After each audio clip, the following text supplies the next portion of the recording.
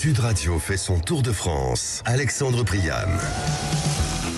Bienvenue sur Sud Radio, ensemble jusqu'à 18h, le Tour de France sur notre antenne avec toute l'équipe Sud Radio et le service des sports de Sud Radio. Salut Quentin Cavanis. Bonjour Alexandre, bonjour à tous, ravi de vous retrouver pour ce week-end de cyclisme notamment. Et oui, week-end de vélo bien évidemment, on est aujourd'hui entre Libourne et Limoges, c'est la 8e étape. Salut Rémi Dos Santos. Salut Alexandre, comment ça va ? Bah ça va très bien, écoute, très bien, samedi, donc en pleine forme, histoire de profiter du week-end avec ce superbe Tour de France. Salut Vincent Barthaud, consultant Sud Radio, ancien maillot jaune du Tour de France. Comment ça va Vincent ? Ça va Alexandre, salut à toutes et à tous. Ouais, la semaine passe vite, puisqu'on se retrouve déjà dans ce week-end là. C'est vrai, j'ai l'impression de ne jamais t'avoir quitté Vincent. On s'est pas ennuyé en même temps. C'est vrai qu'on s'est pas ennuyé. Oh là oui, on s'est pas ennuyé dans cette première semaine. On va en parler dans un instant sur Sud Radio. Magnifique Quentin, cette opportunité de teasing que tu me fais parce que cette première semaine a été assez exceptionnelle. Salut Pascal Chanteur, président de l'Union nationale des cyclistes professionnels. Comment vas-tu Pascal ? Écoutez, très bien. Bonjour à toutes et tous. Très chaud. À peu près à 34 degrés au thermomètre, mais rendu 37-38. Ouf. Avec beaucoup de public sur le bord de la route. Je suis à moins de 10 km de l'arrivée, avec un parcours qui est avec beaucoup plus de relief sur l'arrivée sur Limoges. Et oui, parce que ça commence un petit peu à être un parcours accidenté maintenant dans la partie de course où nous sommes. On va revenir sur la première semaine de course avec des étapes qui furent vraiment passionnantes. On va faire un petit débat aussi. Est-ce que la domination de Pogačar et Vingegaard est embarrassante pour le reste du peloton ? Très loin du sujet, le reste du peloton. On évoquera évidemment cette étape. On fera la présentation dans quelques minutes. Il y aura l'oreillette Sud Radio. Il faudra déterminer qui va s'imposer aujourd'hui. Rémi Dos Santos, Quentin Cavanis, Vincent Barthaud, Pascal Chanteur, seront sur le dossier. Puis on ira sur le direct ensuite de cette nouvelle étape, cette 8e étape de ce Tour de France avec le conseil de classe pour le débrief et on parlera de la prochaine demain sur Sud Radio. Demain c'est pas 16h 18h, c'est 17h 19h puisque on arrivera un petit peu tard du côté du Puy-de-Dôme, mais alors quelle arrivée, oh là là, ça promet sur Sud Radio. Avant toute chose, on va revenir sur les sports, sur l'actualité sportive, Rémi Dos Santos, avec pas mal de choses qui sont passées ces dernières heures et ces derniers jours. Ouais, on va commencer par la Formule 1 puisqu'on est sur un nouveau week-end de Grand Prix direction Silverstone où les qualifications pour le Grand Prix de Grande-Bretagne viennent de démarrer sur une piste s'asséchant puisqu'il a plu sur le sud de l'Angleterre. Donc voilà, ça peut jouer. C'est Charles Leclerc qui a signé le meilleur temps des derniers essais libres. En rugby, l'équipe de France U20 joue dimanche sa demi-finale de Coupe du Monde en Afrique du Sud. Après leur parcours sans faute lors de la phase de groupe, les hommes de Sébastien Calvet affrontent l'Angleterre donc demain soir et après avoir fait tourner le sélectionneur remet l'équipe type. L'autre demi-finale ce sera Irlande-Afrique du Sud et puis toujours en rugby, début ce soir du Rugby Championship.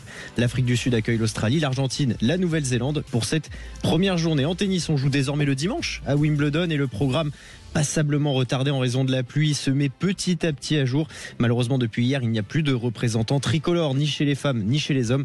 Caroline Garcia, dernière chance tricolore, a été éliminée hier soir tard par Bouskova en 3 manches. Et puis on termine avec du basket. Victor Wembanyama a joué la nuit dernière son premier match sous les couleurs des San Antonio Spurs. Le français numéro 1 de la dernière draft participe à la Summer League. Il a réalisé une première prestation un petit peu mitigée, maladroit en attaque, il n'a inscrit que 9 points. Par contre il s'est illustré défensivement avec 5 contres notamment. Et San Antonio l'a quand même emporté 76-68 contre les Charlotte Hornets.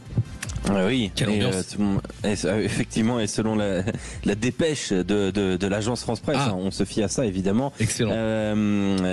Victor Wembanyama qui estime que c'était pas sa vraie première, évidemment. La vraie première sera en octobre avec le maillot des Spurs pour ses grands débuts en NBA. C'est un été maintenant de repos qui s'ouvre à lui. Lui qui a décliné l'équipe de France et la Coupe du Monde au mois d'août. Voilà pour Victor Wembanyama. Merci beaucoup Rémi Dos Santos. On va attaquer un petit peu cette étape, faire un point sur cette 8e étape avec 3 hommes en tête. 2 Français, un Belge, c'est le début d'une mauvaise blague, mais c'est bien la réalité. Anthony Turgis, Anthony Delaplace et Tim de Clercq. Elle peut être très bien, effectivement. Il y a des blagues très drôles.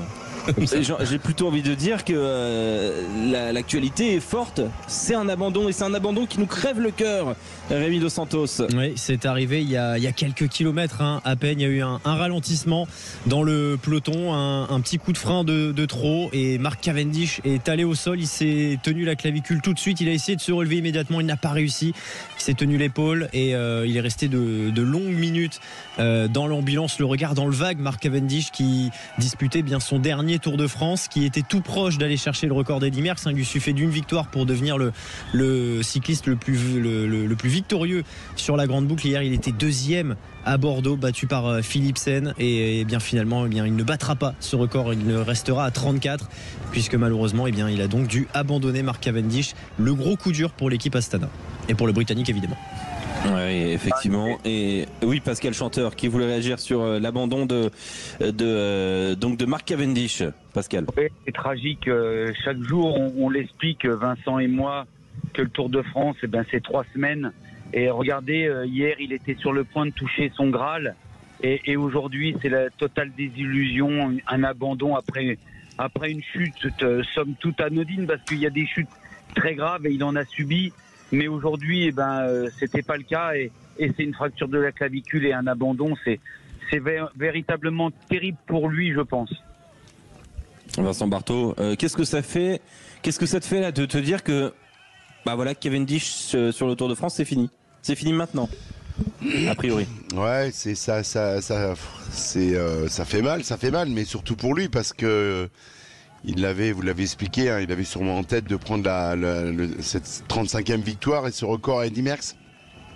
Il a loupé de peu hier, et je pense que ça lui aurait été difficile quand même d'essayer d'en gagner une 35e parce qu'il y a vraiment un haut niveau de sprint cette année, mais avec le cave, on sait jamais. Regardez là l'autre jour sur la Vuelta, il a gagné le dernier jour. Donc c'est triste, mais ça restera quand même. Je ne sais pas s'il va revenir sur le Tour, mais ça restera à jamais un des plus grands coureurs sprinteurs sur le Tour de France et sur les tours nationaux. Vraiment, chapeau à lui. Hier, il était vraiment pas loin parce que à la fin de la course, il a parlé d'un souci mécanique. Il a dû se rasseoir et remettre une dent pour relancer, ce qui a permis à Philipsen de passer. Il montait en puissance parce qu'il fait 6, 5 et 2 sur les 3 sprints massifs auxquels il participe, Mark Cavendish, en étant tout seul. Il y a Kisball qui le place un petit peu, mais on l'a surtout vu aux côtés de Gianni Moscon quand il fallait le tracter dans les étapes montagneuses. Donc il semblait monter en puissance sur les sprints. Je dis pas qu'il aurait forcément gagné la 35e, mais en tout cas il en était pas loin. Il avait tenté quelque chose hier. Il donnait tout en tout cas pour signer cette 35e. Ça aurait été fabuleux quand vous voyez que vous pouvez rivaliser avec un certain Eddy Merckx. Et même si les comparaisons sont différentes, on peut pas trop comparer les années, mais s'il avait battu ce record de victoire d'étape face à Eddy Merckx, je vous dis pas, il aurait pu finir sa carrière tranquillement, voilà. Mais le vélo est fait ainsi avec les chutes, comme le disait Pascal, et voilà, ça ne retirera rien à son palmarès et à la classe qu'a ce coureur, mais c'est toujours triste de quitter quand même un grand tour national sur une chute. Oui, et quand on regarde un petit peu Rémi Dos Santos, cette étape avec les 3 hommes en tête, est-ce qu'on voit déjà un avantage? Est-ce que ces 3 hommes en tête là ont vraiment quelque chose à jouer aujourd'hui? Parce que c'est vrai qu'on en parlera plus largement tout à l'heure, on va pas non plus tout dévoiler, mais cette fin d'étape, elle est un peu casse-pattes quand même. Elle est très casse-pattes. On est sur les 70 derniers kilomètres qui montent et qui descendent. Voilà, il n'y a pas de plat sur ces 70 derniers kilomètres. Il en reste 38, donc vous le voyez, on est à la moitié de cette fin de parcours. Et du coup, oui, ça va être difficile pour certains sprinteurs de passer. Ça va être difficile pour peut-être certains leaders également. On rappelle qu'il fait chaud. Pascal l'a dit, il ressenti 37-38. Il faut pas oublier qu'on sort. Alors hier, c'était relativement tranquille, mais il y a eu 2 grosses journées dans les Pyrénées. Demain, il y a le Puy-de-Dôme, donc c'est très compliqué. Ce sera un homme fort aujourd'hui qui va certainement l'emporter. Pas sûr qu'on ait un sprint massif. Je ne dévoile rien non plus, mais on est sur une étape piégeuse, très clairement, typée Baroudeur. Par contre, les 3 hommes de tête, là, ça fait un moment qu'ils sont au charbon, là, mais quand ils vont commencer à taper la tête dans le goudron, ça va leur faire drôle. Ils n'ont aucune chance d'aller au bout. Ça fait un moment qu'ils sont en tête tous les 3. Donc, c'est toujours le peloton qui décide derrière. Ah bah ça a déjà baissé de moitié l'avance. Ils étaient à plus de 4 minutes. À 1000%. À noter que le rythme aussi baisse. On était sur 50 km/h sur la première heure, 47 sur la deuxième et 44.1 sur cette troisième heure. On attaque la quatrième et on est à 37,7 maintenant kilomètres de 37,4 km de l'arrivée du côté donc de Limoges. On se retrouve dans un instant sur Sud Radio. On va revenir sur la première semaine de course avec la bataille, la guerre entre Pogačar et Vingegaard et le Belge Jasper Philipsen qui a réglé tout le monde au sprint. À tout de suite sur Sud Radio.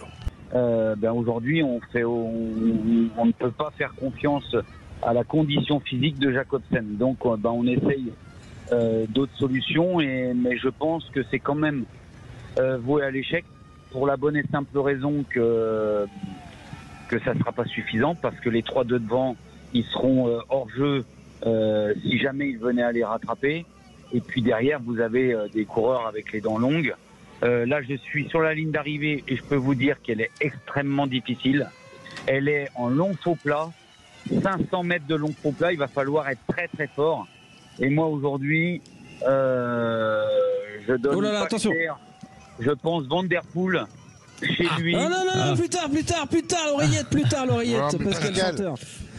Pascal, excusez-moi, Pascal, t'as une pêche, c'est incroyable, mais t'es rentré chez toi, tout s'est bien passé, t'as retrouvé des enfants. Oui, t'es du coin. J'ai fait un petit saut à la maison, voilà, Vincent. Ah, ça se joue avec ta morale, mon salaud, c'est bien. Oubliez ce que vient de dire Pascal sur son équipe, enfin, sur le coureur qu'il voit gagner aujourd'hui, puisqu'on fait la l'oreillette dans quelques minutes sur Sud Radio. On va revenir un petit peu sur cette première semaine, une première semaine avec des victorieux. Adam Yates pour la première étape, Victor l'a fait pour la deuxième, ensuite un doublé de Jasper Philipsen lors de la troisième et quatrième étape. Jay Hindley s'est imposé en haut de la Reims, puis Tadej Pogačar à Cauterets-Cambasque, et enfin hier entre Mont-de-Marsan et Bordeaux, c'est Jasper Philipsen qui s'est de nouveau imposé pour la troisième fois lors de ce Tour de France. Déjà pour le sprinter belge d'Alpecin, et un seul. Je vous demande un mot à seul pour qualifier cette première semaine de course. Tiens, Quentin Cabanis. Difficile. Vincent Barthaud. Assez folle. Rémi Dos Santos. Sympathique. Et enfin Pascal Chanteur. Éprouvante. Alors éprouvante, difficile, on va vous mettre dans le même panier. Quentin Cabanis et Pascal Chanteur. Celui qui pédalera, ce sera Pascal, hein, je le dis tout de suite. Parce que toi, Quentin, pourquoi tu... Alors, difficile, oui, mais pas à suivre. Pas difficile à suivre. Difficile pour les cyclistes. Sur le vélo. Tu as ressenti. Parce que je me suis régalé. La difficulté pour les coureurs. Ah c'est ça. Oui, on a senti quand même qu'il y en avait qui étaient fatigués. Il y a eu des ascensions compliquées, etc. Même si hier c'était peut-être un petit peu plus cool. Sinon, j'ai l'impression que toutes les étapes étaient très dures depuis le début de ce tour. Et je pense qu'ils attendent lundi avec impatience pour pouvoir se reposer un petit peu déjà. De la difficulté, mais aussi de la folie, Vincent Barthaud.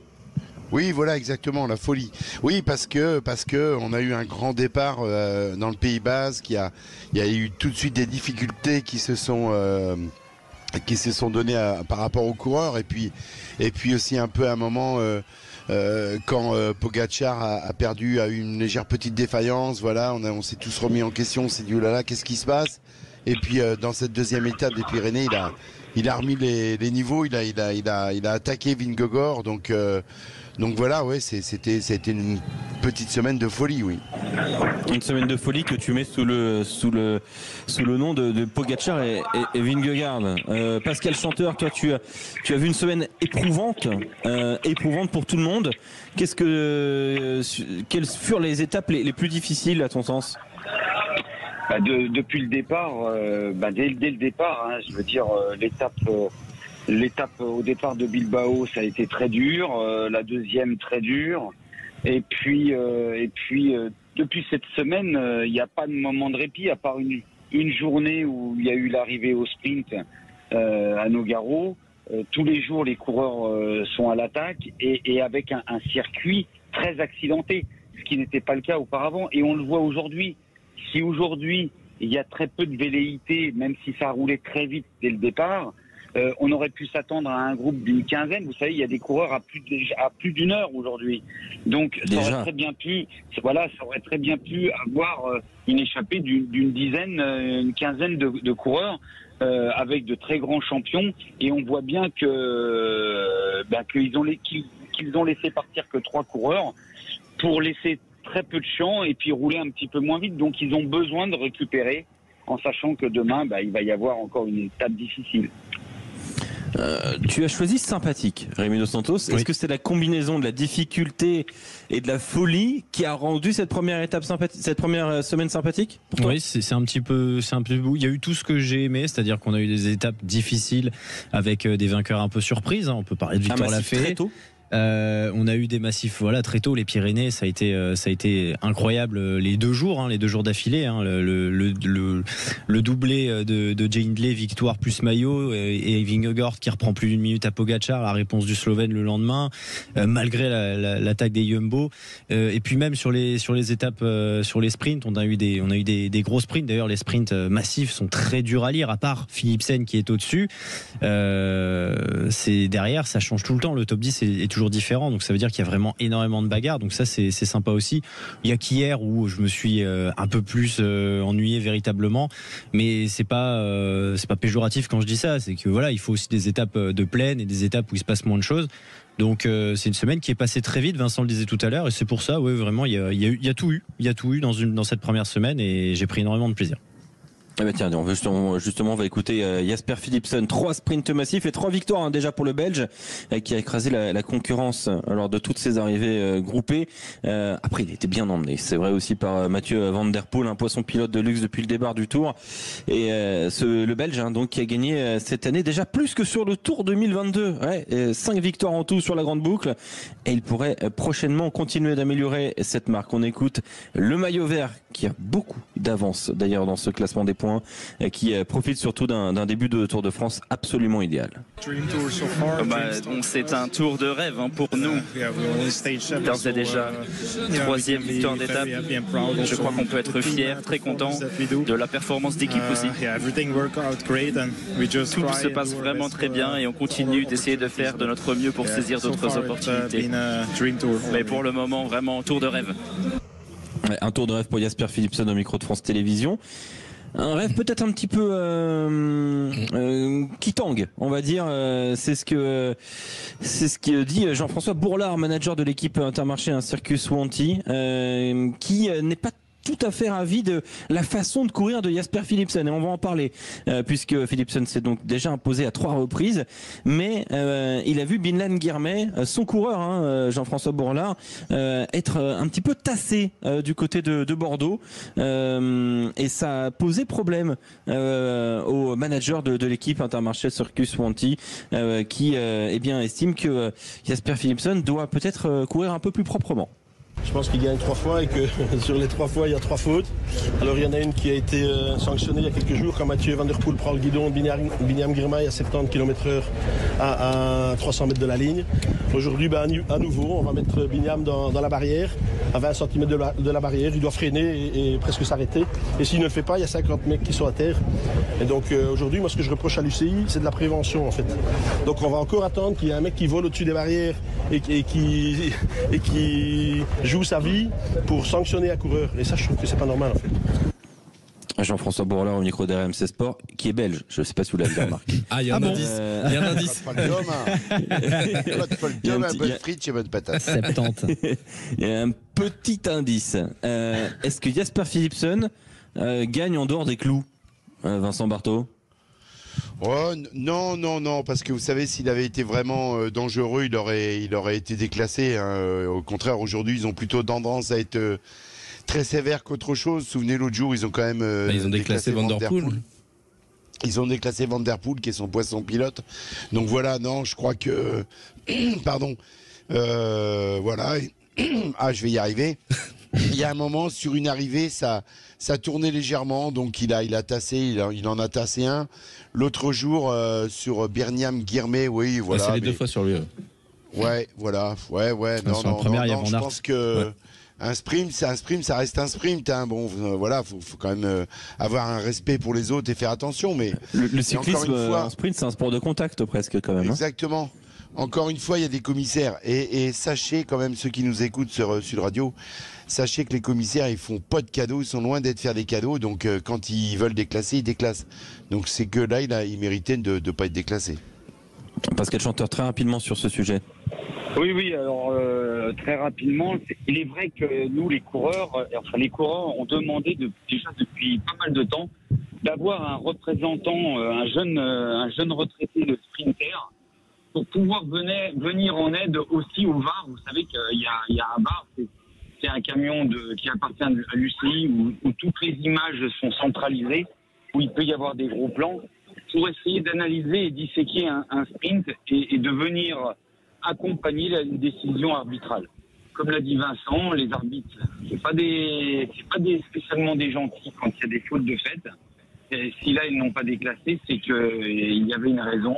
Et je leur fais totalement confiance. Autant sur certains points, que ce soit la sécurité ou autre, j'interviens en tant que représentant des coureurs. Mais sur ce genre de choses, je laisse totalement la décision à l'arbitrage. Merci beaucoup Pascal. Voilà, il fallait clarifier sur ce point-là et c'est vrai qu'il n'y a eu aucune sanction à l'encontre de Jasper Philipsen qui a survolé cette première semaine. Dans un instant, on va continuer de parler de cette première semaine pour quelques minutes et se poser la question, est-ce que la domination de Pogačar et Vingegaard est embarrassante pour le reste des leaders qui sont très loin du sujet? On en parle dans un instant sur Sud Radio. Venez en parler avec nous au 0826 300 300 et puis on ira enfin suivre ce qui se passe sur le terrain entre Libourne et Limoges avec un régional de l'étape. À tout de suite. Bienvenue sur les routes du Tour avec Sud Radio. On est à 21 km de l'arrivée du côté de Limoges avec Rémi Dos Santos, Vincent Barthaud, Pascal Chanteur, Quentin Cayonis, Adrien Abadi et 3 hommes en tête, un poursuivant et un peloton qui va vite. Rémi Dos Santos. Oui, ça se réduit de plus en plus le trio de tête, Tim Declercq, Anthony Delaplace, Anthony Turgis, qui n'ont plus qu'une minute d'avance sur le peloton, même pas, ça vient de passer en dessous de la minute justement, il reste un peu plus de 21 km, donc ça va être très difficile et quasiment impossible d'aller au bout pour ce trio de tête qui est parti il y a déjà bien longtemps. On voulait parler de Pogačar et Vingegaard, mais c'est vrai que le peloton va vite aujourd'hui. On en parlera plus tard dans la journée ou demain avec une arrivée qui sera magnifique du côté du Puy-de-Dôme. Attaquons la présentation un petit peu de cette étape avec un auditeur. Bonsoir Pierre-Henri. Bonsoir tout le monde. Oh, bonjour. Bienvenue sur Sud Radio. Bienvenue sur les routes Limousin. Et oui, merci beaucoup. Bon, on est très content d'être là. C'est une magnifique région de France. Libourne-Limoges, c'est une très belle étape. On a vu des très beaux coins. Et puis c'est une terre de cyclisme, Pierre-Henri, puisque vous pratiquez le cyclisme à très bon niveau, de ce que j'ai vu. Il y a beaucoup de vélos dans la région. Ah oui, le Limousin, c'est une terre de vélo. C'est pas une grande région, mais on a sorti de grands champions, Luc Leblanc, Raymond Poulidor, donc effectivement c'est une terre de vélo, ouais, tout à fait. Ouais, parce que les routes elles sont casse-pattes quand même dans le coin. On dirait pas comme ça, mais pas grand-chose de plat entre Limoges et Brive. Si on tire une ligne un petit peu sauvage comme ça, c'est une partie de France qui est difficile pour les cyclistes. Ouais, c'est ça, il n'y a pas un mètre de plat. On est, comme on dit dans le jargon, on est tout le temps en prise. C'est vrai que c'est une région qui fait mal aux jambes. Il y a le Tour du Limousin au mois d'août et il est réputé difficile avec des routes effectivement accidentées, ouais. Oui, Rémi Dos Santos, c'est vrai que les routes aujourd'hui elles sont pas faciles. Il a raison, Pierre-Henri. C'est une arrivée d'étape, notamment sur cette fin d'étape là, c'est pas évident. Oui, exactement. Je le disais tout à l'heure, 70 km, les 70 derniers kilomètres de cette étape ne sont absolument pas plates, ça monte et ça descend. Pierre-Henri, ces routes, vous les connaissez par cœur. Est-ce qu'il y a des pièges particuliers là sur la vingtaine de kilomètres qui restent ou dans les faubourgs de Limoges pour les cyclistes? Après, c'est vrai qu'il va falloir de la fraîcheur parce qu'après 200 km, en arrivant sur des routes un peu compliquées, Effectivement, il va falloir de la fraîcheur, être bien placé parce que c'est des petites routes et puis on a une belle arrivée. Je pense à Brian Cocard aujourd'hui, c'est la grosse cote. Mais effectivement, il y a quelques années, ça lui avait presque réussi. Il s'était fait battre de quelques millimètres par Kittel et allez, je mise sur lui. Ah bah voilà, il a déjà donné son oreillette, Pierre-Henri. Faites d'ailleurs comme Pierre-Henri, 0826 300 auditeurs Sud Radio, pour parler de vélo. On est entre passionnés ici. Pierre-Henri, mon petit doigt me dit quand même que vous connaissez quelques coureurs là dans le peloton ou quelques anciens qui ont été professionnels. Vous avez quand même couru avec de jolis noms. Bah ouais, quand Romain Bardet, Thibaut Pinot étaient plus jeunes, moi j'étais en fin de carrière et puis j'ai pu courir avec eux. Donc ça me fait sourire de les voir aujourd'hui en haut de l'affiche sur les routes du Tour de France. Donc c'est bien sympa, ouais, tout à fait. Vincent Marteau est avec nous. Vincent, oui. Et Pierre-Henri, vous avez un point en commun. Pierre-Henri? Alors ouais, Vincent, alors moi je suis issu d'une grande famille de cyclistes et mon père a fait le tour du Limousin, il me semble. Alors je le tutoie, Vincent, excuse-moi, oui. Avec toi. Et j'ai mon oncle qui a couru sur un championnat de France que tu avais gagné chez les jeunes. À Carcassonne. À Carcassonne en 1980, le premier Panalope. Et exactement. J'ai aussi, alors je ne sais pas si ta famille a couru avec moi, quand j'ai gagné une étape du Tour du Limousin, j'étais que amateur, j'étais en équipe de France, mais j'avais battu tous les professionnels. D'accord. Ça, alors, je pense pas que cette année-là, mon père ou mon oncle l'ait fait. Alors, mon père, c'est quand Hinault était champion du monde, donc c'est un peu plus tôt en 1980. Mais par contre, mon oncle, a dû faire le Tour du Limousin en même temps que toi. Et voilà. Mais comment il s'appelle ton oncle ? C'est comment le nom de famille ? Alors, on n'est pas issu d'une grande famille de cyclistes, des Morange et Roumillac. Et mon oncle a été champion du Morbihan donc en Bretagne, donc voilà. Mais ils n'ont pas passé le pas pour devenir professionnels. Mais bon, ils ont fait une petite carrière amateur, voilà. Bah oui, c'est pas, tu sais, de passer pro, c'est pas, voilà, on y arrive, c'est bien, mais c'est dur pour tout le monde à tout niveau, hein, que tu sois amateur ou cyclo, dès que tu montes sur la bécane, on sait tous que c'est pas facile. Exactement. Pierre-Henri, reste avec nous. On attaque l'oreillette Sud Radio. Sud Radio fait son tour de France. Dans l'oreillette. Ici Clarence, à vous, terminé. Itinéraire, je te capte plus là. Roger.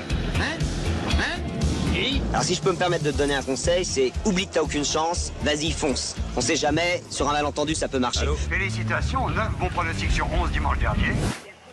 Et c'est le moment où on se pose la question, qui va gagner cette étape? On a 16 km de l'arrivée.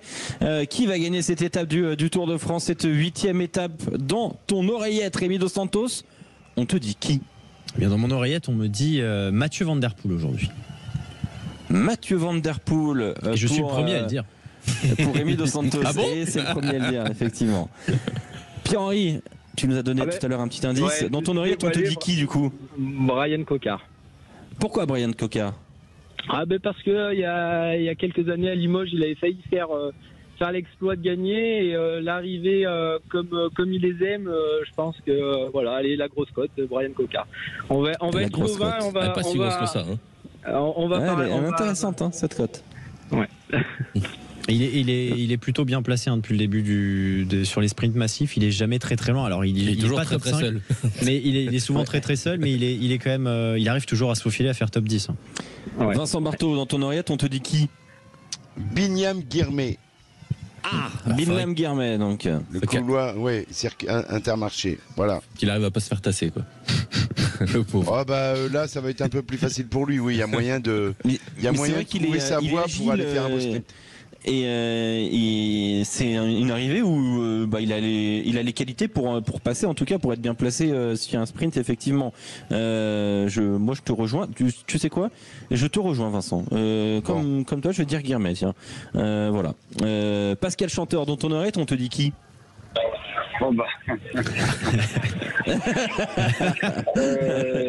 Allez, dis-nous. Non, Van Der Poel, mais la cote de Brian Cocard est une très bonne cote parce que Brian a de très très très bonnes jambes. On l'a vu depuis le départ, il fait des sprints bonifs, les sprints pour le point, le classement du maillot vert. Non, c'est une belle cote, mais je pense que le grand-père Raymond va être au-dessus des épaules du petit Van Der Poel. Voilà. Mathieu Van Der Poel et puis enfin Quentin Cavanis. Je vais faire différemment, je vais dire Wout van Aert, moi. Voilà, parce il dit ça. Il m'a dit avant l'antenne, il faudra qu'on réécoute parce que je crois que je dis toujours Van Aert. Quoi qu'il se passe. Non, mais il va falloir qu'il en gagne une. C'est pas possible. Il y a un moment que tu auras juste. Hein.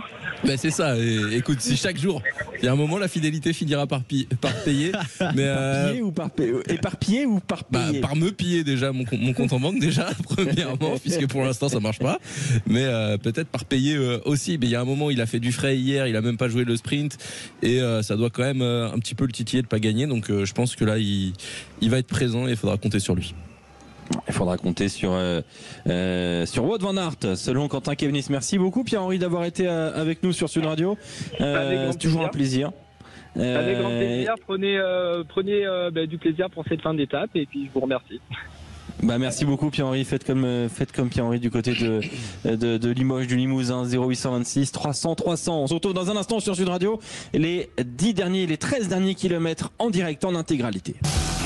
Et l'ambiance monte sur la route du Tour de France, les 10 derniers kilomètres de cette 8e étape entre Libourne et Limoges. Et vous entendez l'ambiance qui est en train de monter très clairement au bord des routes. Un homme en tête, c'est un Français, Anthony Turgis, devant un Belge, Tim de Klerk, Rémi Dos Santos. Mais a priori la gagne, elle est dans le peloton. Ouais, il a plus que 30 secondes d'avance. Anthony Turgis qui est parti, qui a tenté sa chance tout seul et qui a faussé compagnie donc à Anthony Delaplace et à Tim de Klerk qui est encore intercalé entre le Français et le peloton mené tambour battant par les Jumbo. C'est en train de visser là, du côté des coureurs Jumbo Visma. Nelson Paoles, le maillot à poids qui vient de lâcher. Egan Bernal également s'est garé et ça étire le peloton fortement. On a un quatuor du côté de la Jumbo. Van Hooydonk qui roule. On a Vingegaard, évidemment Laporte et Van Aert. On est en train d'essayer de mettre sur orbite évidemment le Belge. Ouais, mais les Jumbo, il n'y a plus grand monde pour rouler maintenant. Il n'y a plus grand monde. C'est Laporte qui va s'y mettre. Exactement. Vingegaard devant Van Aert et Van Aert va être un petit peu seul pour le sprint, pour l'emmener pour le sprint. Ça y est, Laporte. Et regardez, Brian Cocard est très très bien placé aussi. Brian Cocard qui exactement est le premier des autres puisqu'il est dans la roue de Van Aert avec Pedersen derrière lui et Pogacar à ses côtés. Voilà, donc Brian Cocard est très très bien passé. On est dans la dernière difficulté répertoriée. À la Jumbo. Ouais. Ils se parlent tous beaucoup. J'ai l'impression que ils ont essayé de visser, mais peut-être trop tôt. Et Laporte a été discret depuis le début du tour. Ouais, non, mais c'est vrai que c'est un peu étonnant. J'ai l'impression que ça se prenait presque la tête là chez la Jumbo il y a quelques instants, alors que il y a Sepp Kuss qui est juste un petit peu derrière, en 12e position, on le voit. Exact. On le voit, on le voit derrière un Lidl Trek. Il était calfeutré derrière un Lidl Trek et Pogacar s'est placé aussi. Pogacar il s'est placé en tête de peloton auprès de Jonas Vingegaard. On a l'impression que les leaders ont peur de cette arrivée, Rémi Dos Santos. Et Pierre-Henri tout à l'heure nous le disait à notre auditeur que les routes étaient étroites et du coup bien sûr c'est sur des pourcentages qui s'élèvent, même si c'est pas sur des kilomètres et des kilomètres, bien on peut perdre énormément de temps parce que s'il suffit que le gars devant se fasse lâcher pour que ça crée une cassure et du coup voilà, il faut se porter à l'avant dans ces derniers kilomètres parce qu'on peut rapidement perdre du temps. Donc Pogacar s'est mis à l'avant, Brian Cocard s'est mis à l'avant, évidemment Mats Pedersen, Jonas Vingegaard le sont également, Wout van Aert qui vise la victoire. Tout le monde n'a pas le même objectif. Un Pogacar, un Vingegaard vont peut-être jouer la victoire. D'autres leaders, on peut penser à Romain Bardet, David Gaudu, chez les Français, vont essayer surtout de ne pas perdre de temps. Et puis évidemment, il y a ceux qui vont jouer la gagne exclusivement. Évidemment, on pense à Brian Cocard alors que c'est terminé pour Anthony Turgis. C'est maintenant qu'on va peut-être avoir une attaque, du coup, à 8 km de l'arrivée, Rémi Dos Santos. Exactement, le peloton qui va engloutir bientôt le Français de la Total Energy qui a coupé son effort, il n'en peut plus. Anthony Turgis à 8 km de l'arrivée, il lâche prise. De toute façon, il y avait plus que 10 secondes, donc il allait se faire avaler au bout d'un moment. C'était juste une question de temps, de secondes pour Anthony Turgis, voilà, qui se fait à l'instant doubler par le peloton. Les Alpecin de Koenig sont bien placés également. Et c'est vrai que bien Christophe Laporte est tout seul à rouler avec Sepp Kuss. Van Aert est en train de remonter, mais pour l'instant, bien la Jumbo qui peut-être baisse un peu le rythme. Et on a deux groupes Alpecin. On a Van der Poel d'un côté, Philipsen de l'autre, et les deux sont emmenés par un coéquipier. Donc on est en train de jouer la double carte chez les Alpecin de Koenig. Non, je ne pense pas. Je pense Pascal Chanteur d'abord. Ils sont en train de se chercher et puis ils vont se trouver, vous inquiétez pas. Et je pense qu'aujourd'hui ils vont faire le boulot pour Van der Poel. Il y a des attaques là par contre. Ça attaque Rémi Dos Santos. C'est en train d'attaquer avec Victor Kampenarts, il me semble, ancien champion du monde d'Europe du chrono, qui est parti avec un Bahreïn dans son dos pour essayer de le suivre. C'est peut-être Matej Mohoric qui vient d'essayer de prendre la roue. Oh, ça peut être pour lui. Attention, Kampenarts, Mohoric, c'est des coureurs qui sont capables de gagner ce genre de course. Valentin Madouas est également dans la roue. On a plongé tout de suite du côté des Jumbo. Laporte et Van Aert sont là et ça commence à créer une cassure. Attention, parce que c'est en train de casser à l'avant. Il y a une dizaine de coureurs qui sont partis et derrière il y a un petit écart, et notamment Vingegaard qui est lâché et qui est dans la roue de William Girmay. Attention, parce que Kampenarts il va peut-être faire les affaires de Tadej Pogacar qui a plongé lui dans la roue du groupe. Ça devrait peut-être se reformer, mais attention, première alerte sur le maillot jaune. Vincent Barthaud, attention là, ça montre encore une fois la difficulté de cette fin d'étape. Exactement. Alors par contre, moi je suis vraiment décalé par rapport à vous, parce que quand vous parlez d'un coureur tout à l'heure que Turgis se faisait rattraper, je suis vraiment 500-600 mètres après vous, moi. Alors donc je vais voir où est mon petit problème, mais je vous laisse finir. Allez-y. Anthony Turgis est encore en échappé tout seul avec 30 secondes d'avance pour Vincent. C'est faux. Ouais. Non, mais quand vous m'avez dit il se fait rattraper, ça y est, il était toujours devant avec 300 mètres, moi. Pour te dire, on est à 6,1 km de l'arrivée. Voilà. 6,2 km de l'arrivée. Et là, je suis à 7 km 100. Ah oui. D'accord, oui, j'ai un problème. Van der Poel bien à droite, il est avec ses... Oh, chute. Rémi Dos Santos. Chute, pour l'instant, nous, malheureusement, on n'a pas encore cette chute. Pour l'instant, on a les coureurs. C'est bien chuté à l'arrière. Ouais. Ça a chuté à l'arrière. Il y a notamment des Arkea, des Team Jayco qui sont à terre, des Lotto Destiny. Ça a bien chuté. C'est en train de se relever tout le monde. Mais attention, il y a Simon Yates qui est pris dans la chute. Simon Yates, leader de la Team Jayco, le Britannique, le frère d'Adam, qui est dans le top 10 du classement. Et qui va perdre énormément de temps. Changement de vélo express pour le 4e du classement général. Et bien voilà, cette étape elle va faire mal. Et c'est après Cavendish, Simon Yates. C'est pas la journée des Britanniques pour l'instant sur ce Tour de France. Garde le micro, Rémi. C'est les 5 derniers kilomètres. Allez, pour l'instant, c'est à nouveau les Alpecin de Koenig, et il me semble que c'est du côté de Skjelmose qui est en train de rouler, le champion du Danemark de la Lidl Trek. Le coéquipier de Mats Pedersen, c'est évidemment l'atout numéro 1 aujourd'hui pour l'équipe Lidl Trek. Mats Pedersen, l'ancien champion du monde. On a vu Giulio Ciccone qui a été lâché. Et alors par contre, il y a un coureur qui est resté au sol. J'ai pas vu de quelle équipe c'était, mais les médecins sont autour de lui. Il est sur le bas-côté. C'est le 13e du général Kras, je crois. Steph Kras, ouais. C'est Steph Kras, le leader de la Total Energy. Ça, c'est un coup dur, hein. On a vu Anthony Turgis qui était en échappée. Regardez, on voit Philipsen remonter. Il va reprendre, il va se mettre devant Van der Poel peut-être. Jasper Philipsen en effet qui est en train de remonter sur la droite du peloton. Ils sont 4 Alpecin de Koenig. Exactement. Van der Poel en 3e position. Philipsen est à côté et ils sont 2 à rouler. Ça doit être certainement Ramon Sinkeldam et Jonas Rickaert qui doivent emmener leur leader. Alors lequel pour l'instant on ne sait pas. Est-ce que ce sera Van Der Poel, est-ce que ce sera Philipsen? Ça paraît dur ce final pour le maillot vert, mais attention, il est très solide. Skelmose, le champion du Danemark de la Lidl Trek, est toujours en train d'amener. On revoit Christophe Laporte, Valentin Madouas à l'avant de ce peloton. On n'a pas vu d'autres leaders lâcher à part Simon Yates, mais qui va perdre énormément de temps. Il est emmené là par un coéquipier. Il va essayer de revenir, Simon Yates. Ça va être très compliqué parce que là ça roule très très vite. Il a perdu énormément de temps à changer de vélo. C'est Chris Harper qui est avec lui et qui est en train de faire l'effort pour essayer de le rattraper, mais évidemment on va pas l'attendre.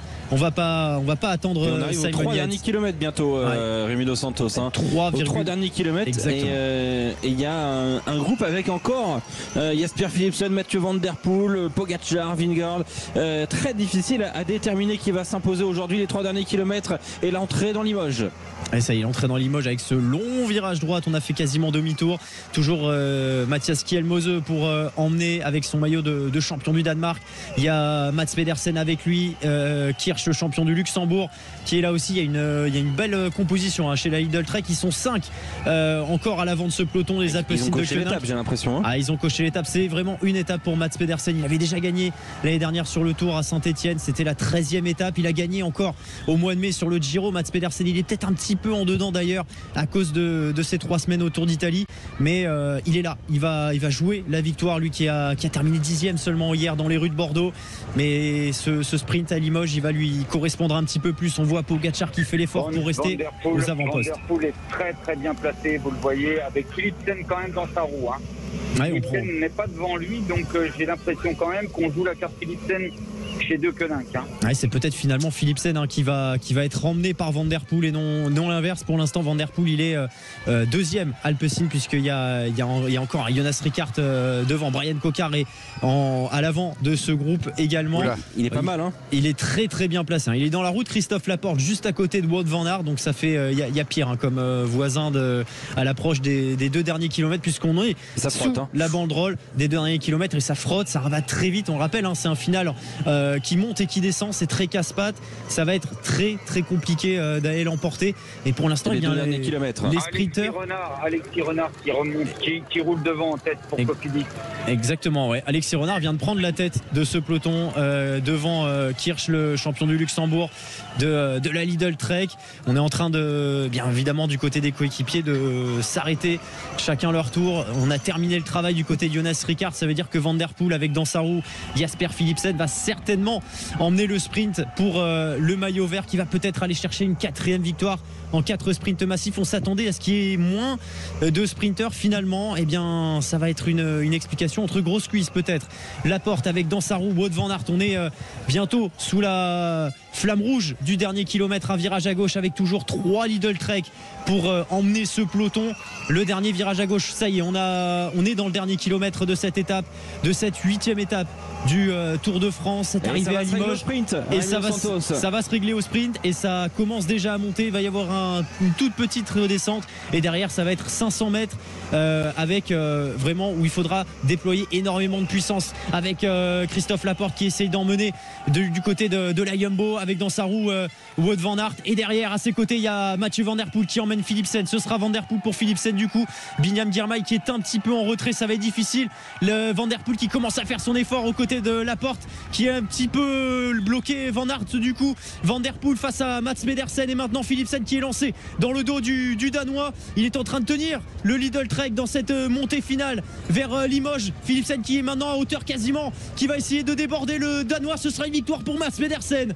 La victoire Lidl Trek à Limoges de Mats Pedersen devant Jasper Philipsen, le meilleur sprinter de ce Tour de France, qui est battu pour la première fois.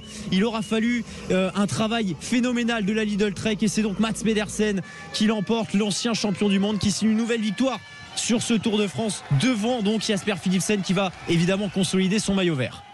Allez, beau travail de la Lidl Trek, on en parlera évidemment dans un instant sur Sud Radio, mais le succès donc du Danois Mats Pedersen après son Giro, il a mis un petit peu de temps quand même et il est au rendez-vous aujourd'hui. C'était une arrivée pour lui, mais on n'avait pas mis dans l'oreillette Rémi Dos Santos. Et non, et puis on avait mis Van Der Poel pour certains et il a fait le travail pour Philipsen. Il a été lâché comme au moment où il fallait. Pedersen, il a fait son effort dans les 300 derniers mètres et il a résisté jusqu'au bout à Jasper Philipsen qui n'a jamais réussi à reprendre son petit retard. Van Aert vient sur la ligne aller chercher la 3e place devant, il me semble, peut-être Groenewegen. J'arrive pas à voir. Devant Tim Jaco. Van Aert, c'est une grosse faute encore aujourd'hui parce que exactement. Il est resté bloqué, exactement. s'est fait doubler par la droite. On débriefe dans un instant sur Sud Radio, mais la victoire à l'instant de Mats Pedersen, l'arrivée à Limoges qui fut difficile, mais qui fut pour un sprinter qui aime un petit peu quand la route se cabre. Victoire donc de Mats Pedersen. Le débrief jusqu'à 18h sur Sud Radio. À tout de suite. Dans un instant, la suite du Tour de France et le débrief de cette étape. Mais d'abord, les informations. Marion Cazeneuve. Bonsoir Marion. Bonsoir à tous. Assa Traoré appelle les manifestants à quitter la place de la République sans violence. La sœur d'Adama Traoré souhaitait organiser un rassemblement en hommage à son frère, tué lors d'une interpellation il y a 7 ans. La préfecture de police avait interdit ce rassemblement ainsi que 2 autres en région parisienne. Assa Traoré s'est quand même rendu sur place cet après-midi avec environ 1 millier de personnes, avant que les forces de l'ordre n'empêchent l'accès à la place. Des journalistes ont dénoncé de brutales interpellations à Paris. Les marches pour la justice, elles, ont bien été autorisées. En France et en Belgique, plusieurs manifestations sont organisées aujourd'hui pour protester contre les violences policières, quelques semaines après la mort du jeune Naël, tué par un policier lors d'un contrôle routier. 4 personnes interpellées dans le Var hier après une fusillade. Un homme a été abattu par balle hier soir. Les policiers ont arrêté les occupants de la voiture d'où provenaient les coups de feu.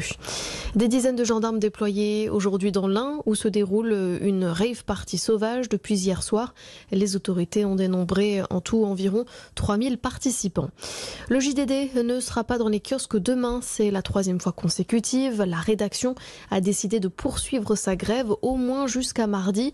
Elle conteste la nomination de Geoffroy Lejeune à la tête du journal, craignant un changement éditorial proche de l'extrême droite.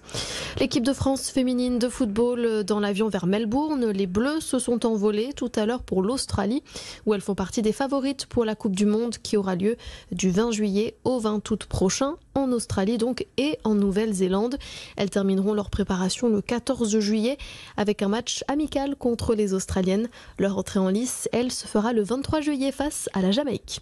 Et puis 4 départements placés en vigilance orange canicule pour demain. Il s'agit des Alpes-Maritimes, de l'Isère, de l'Ain et du Rhône. Les températures devraient atteindre 37 degrés à certains endroits. C'est la fin de ce flash. Bonne fin de journée à notre écoute. Les fromages et produits frais lait de brebis 64 présentent Sud Radio fait son tour de France. Alexandre Priam. Bienvenue sur Sud Radio, on vient de vivre la 8e étape du Tour de France et la victoire de Mats Pedersen, le Danois, qui s'est imposé à Limoges. C'était une jolie étape entre Libourne et Limoges, une arrivée au sprint sur un long faux plat montant et qui a forcément avantagé un profil comme Mats Pedersen. On avait Rémi Dos Santos, Quentin Kemnis, Vincent Barthaud, Pascal Chanteur et vous au 0826 300 300 0826 300 300, 5 centimes l'appel. Victoire donc de Mats Pedersen, Vincent Barthaud devant Jasper Philipsen et Wout van Aert. On va évoquer la course de Wout van Aert parce qu'on va se poser quelques questions là dans un instant. Mais d'abord, Mats Pedersen, c'était une arrivée qui pouvait vraiment lui convenir au final. Et c'est vrai qu'on, dans les oreillettes, on l'a un peu zappé le Danois, pour être honnête. On l'a zappé parce qu'il y en a tellement, mais c'est vrai que c'est un coureur qui est pétri de classe aussi. La preuve, il a gagné vraiment en costaud. Il a déjà gagné des étapes sur le Tour à Saint-Etienne, il me semble, une année. Et puis sur les grands tours, c'est la 25e victoire pour Lidl Trek et pour Mats Pedersen, pour lui directement.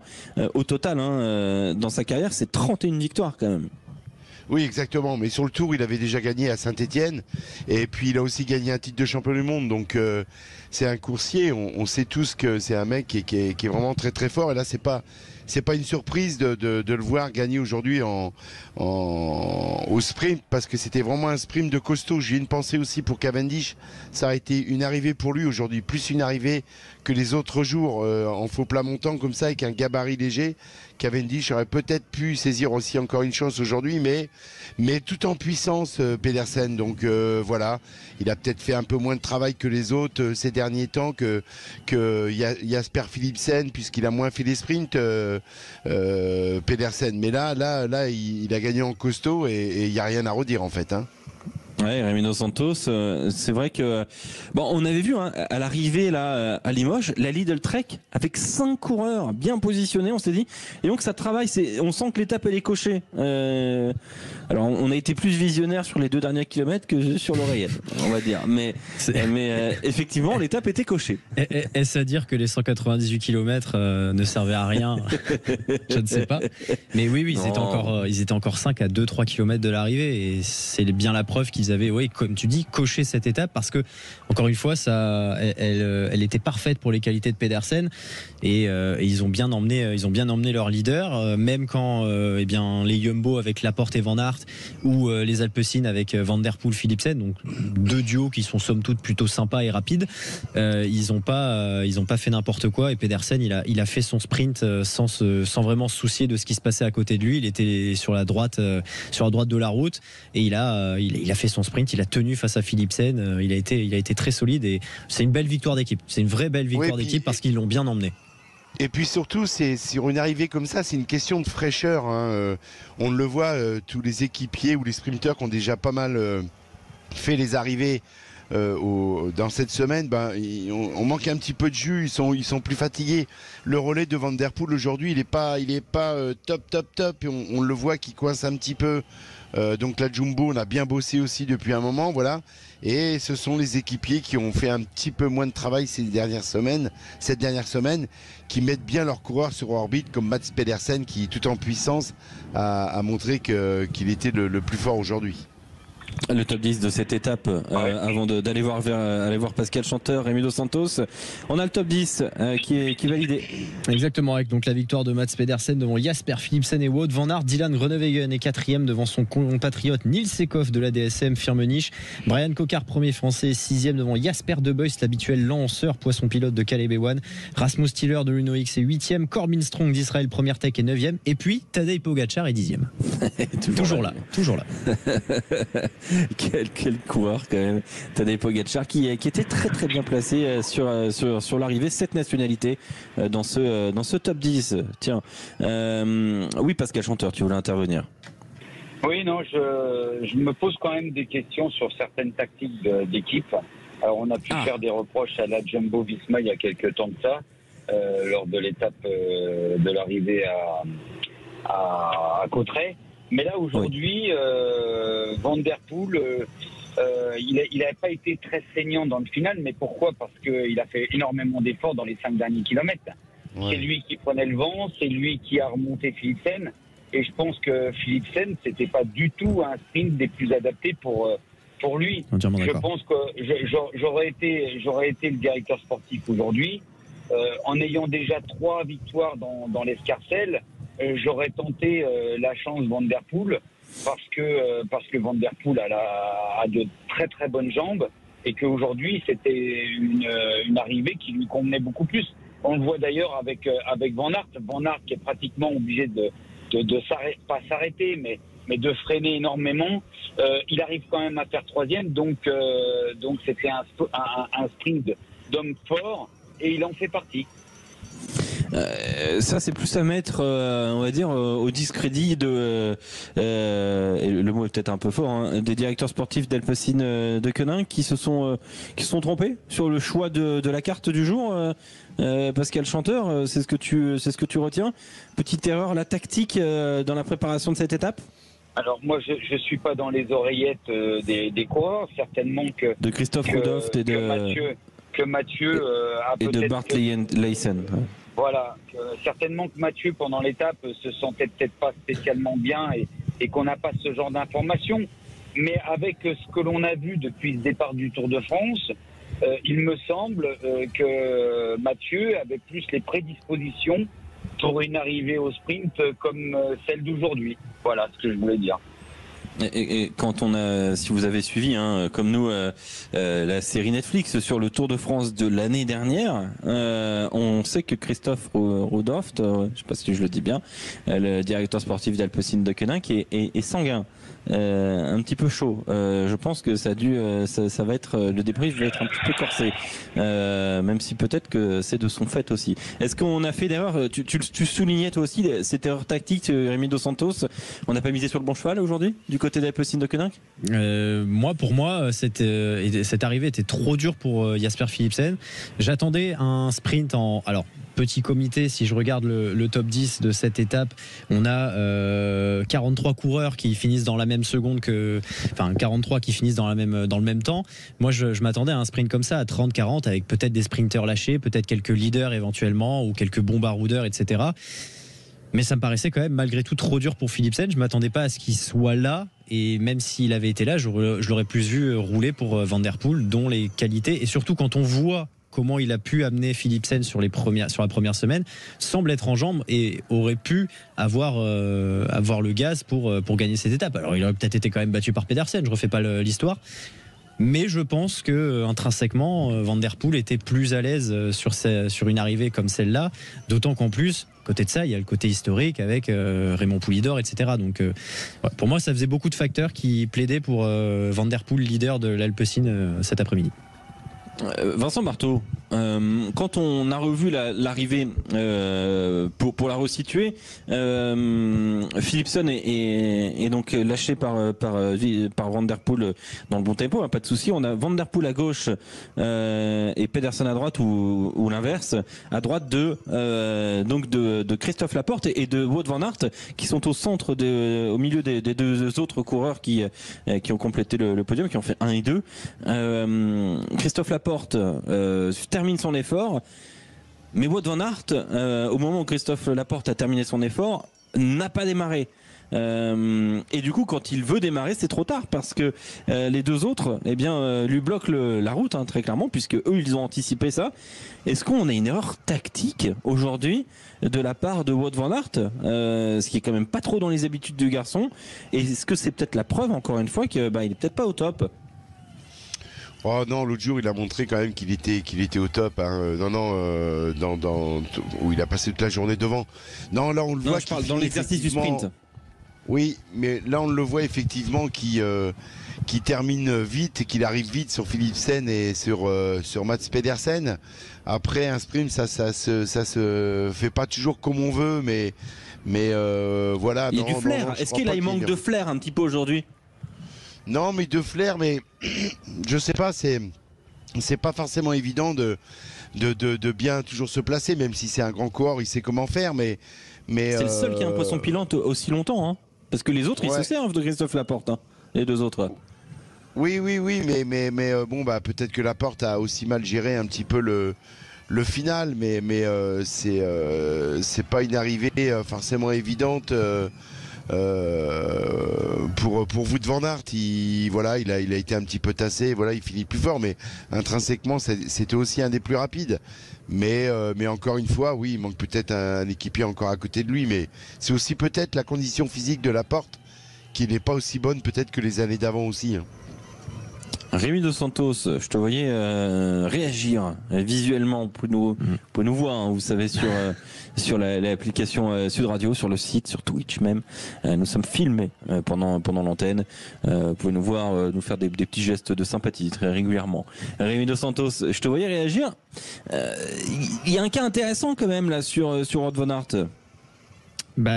C'est quand même, ça fait quand même beaucoup là. C'est-à-dire que, alors, il y a aussi peut-être un manque de lucidité, etc. Et certainement, tu peux préparer. Il y a beaucoup à travailler, voilà, sur c'est les ça. derniers kilomètres. Tu peux préparer ta journée, en tout cas ton final, et après tu te heurtes à ce qui se passe évidemment au moment où tu arrives justement dans le final et dans le dernier kilomètre.